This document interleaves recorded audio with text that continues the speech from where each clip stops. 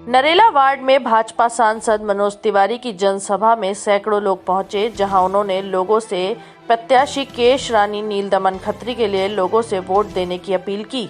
इस दौरान सांसद मनोज तिवारी ने दावा किया कि भाजपा 250 में 150 से ज्यादा सीट जीतने के करीब है। निगम प्रत्याशी केश रानी नीलदमन खत्री ने कहा कि उनके पुराने कामों की वजह से जनता उन कामों को अभी भी याद रखे हुए है और वे अपने कामों की बदौलत ही जनता से वोट की अपील कर रही हैं।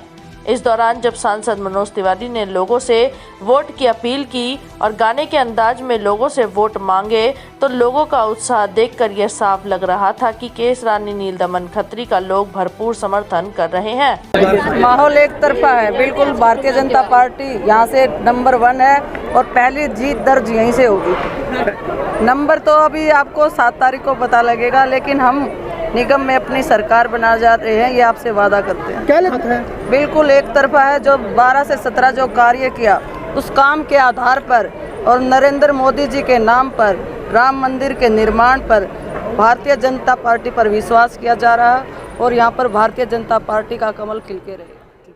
देखिए, जिस प्रकार से आम आदमी पार्टी से दिल्ली की जनता गुस्सा हुई है, मैं इसकी कल्पना नहीं कर सकता था। भाई तेरा फोन आ रहा है। मुझे ऐसा लग रहा था कि इनकी कलाई खुलते खुलते टाइम लगेगा, लेकिन मैं जहां भी जा रहा हूं लोगों का ऐसा प्रेम भारतीय जनता पार्टी के लिए उमड़ा है और लोग ऐसी ऐसी बातें आम आदमी पार्टी के लिए कहने लगे हैं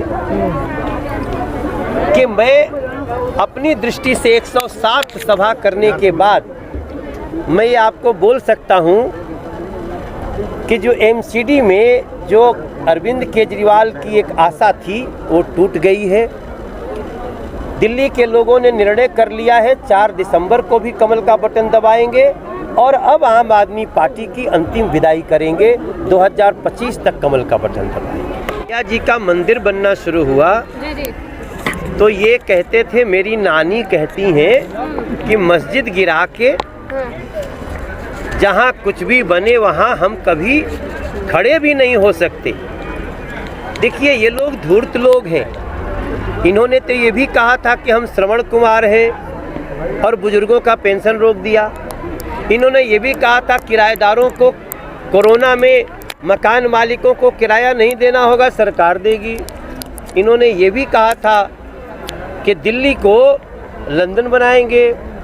इन्होंने ये भी कहा था कि हम दिल्ली के हर गली गली में नल से जल पहुंचाएंगे। ये सब कहाँ गया? ऐसे लोग अरविंद केजरीवाल को और अब क्या कर रहे हैं, मुझे कहते हुए भी मैं हिल जा रहा हूँ कि जो 11 साल की बच्ची का बलात्कारी है उसको ये कहते हैं तुम मेरी मालिश करो और जब बाहर निकलोगे तो हम तुमको पूरी सुविधा देंगे और तुमको सशक्त बनाएंगे। क्या दिल्ली की महिलाओं की सुरक्षा के साथ ऐसे ही लोग खड़े होंगे?